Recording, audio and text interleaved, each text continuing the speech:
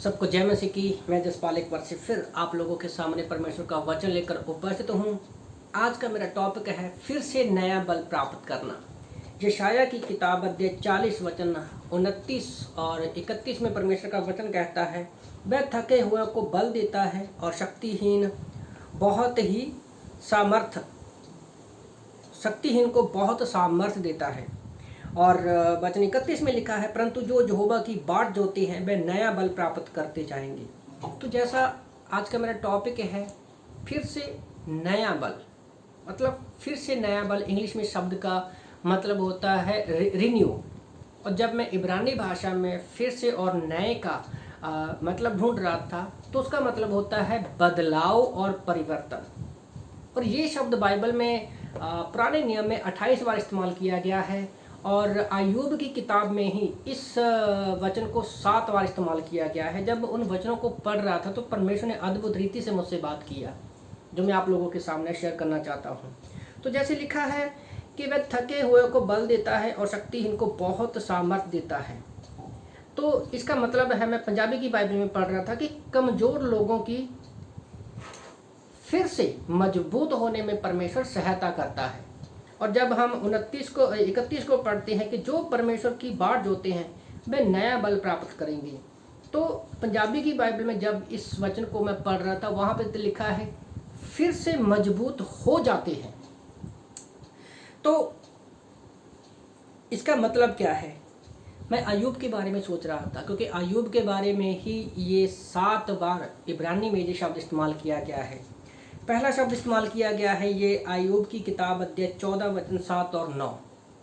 जैसे लिखा है कि अगर पेड़ काटा भी जाए तो भी उसको एक आशा है कि उसकी नई नई पत्तियां आएंगी, फिर से नया।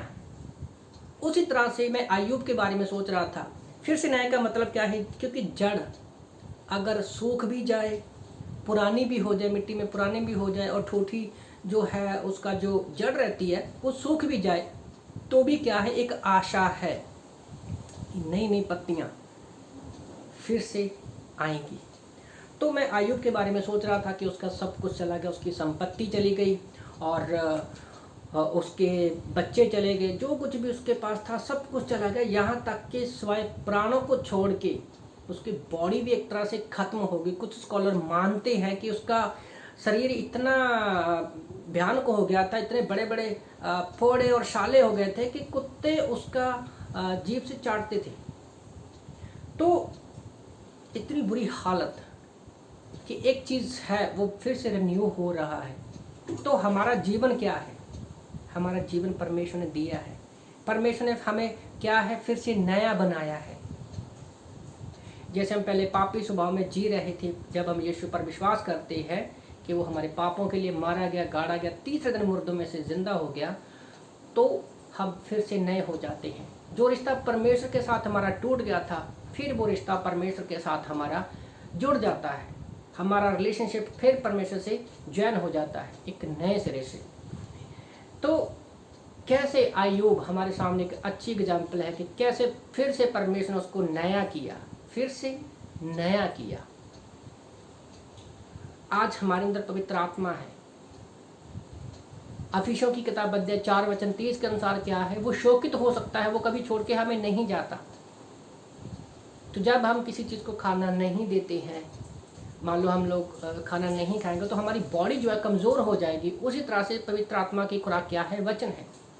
जब हम वचन से, प्रार्थना से, संगति से दूर हो जाते हैं तो क्या है, हम भी थक जाते हैं आत्मिक, मानसिक और शारीरिक तौर पर हमारी खुराक क्या है? बाइबल है, बाइबल का वचन है, पवित्र आत्मा की अगुवाई है, संगति है, बाइबल कॉलेज है।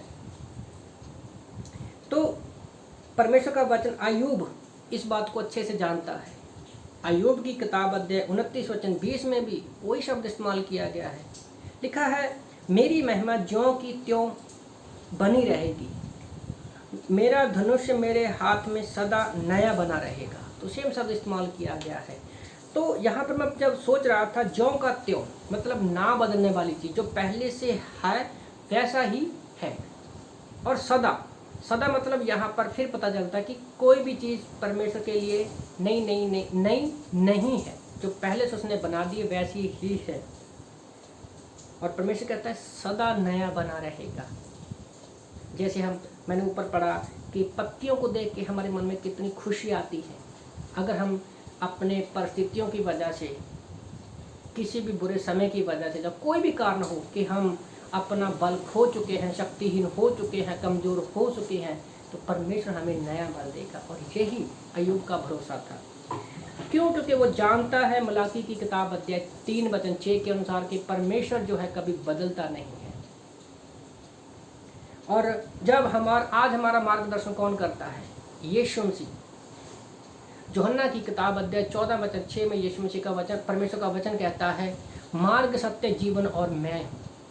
जब हम मार्ग में चलते हैं तो थकते हैं, जब हम सच्चाई के राह पर चलते हैं तो हम थकते हैं, और जीवन में कमज़ोरी, थकावट सब चीज़ आती ही है। और इन 3 चीज़ों में यीशु मसीह ने कहा, मार्ग, सत्य, जीवन और मैं हूँ। और यीशु मसीह भी, हमें पता है कि प्रकाशित वाक्य अध्याय 1:8 में हमें पता है कि जो है, जो था, जो आने वाला है और सर्वशक्तिमान है। शक्तिमान नहीं है, वो सर्वशक्तिमान है। अल्फा और ओमेगा यीशु मसीह है। प्रकाशित वाक्य अध्याय 1:18 में भी परमेश्वर का वचन कहता है, मत डर, प्रथम और अंतिम और जीवित मैं हूँ। और हम जानते हैं कि इन बातों को अय्यूब अच्छे तरह से जानता था, और फिर से परमेश्वर ने उसने परमेश्वर पर भरोसा रखा और उसको सब चीज़ डबल मिली। तो आप लोगों को मैं छोटे से मैसेज के द्वारा उत्साहित करना चाहता हूँ कि अगर आप कमज़ोर हो गए हो, थक गए हो, घबराहट है, बल नहीं है, तो परमेश्वर का वचन कहता है कि मैं तुझे फिर से नया बल दूंगा। तो बस आप लोगों को मैं उत्साहित करना चाहता हूँ कि आप वचन में, प्रार्थना में, संगति में बने रहिए। तो इन वचनों से परमेश्वर आपको आशीष दे। आमीन।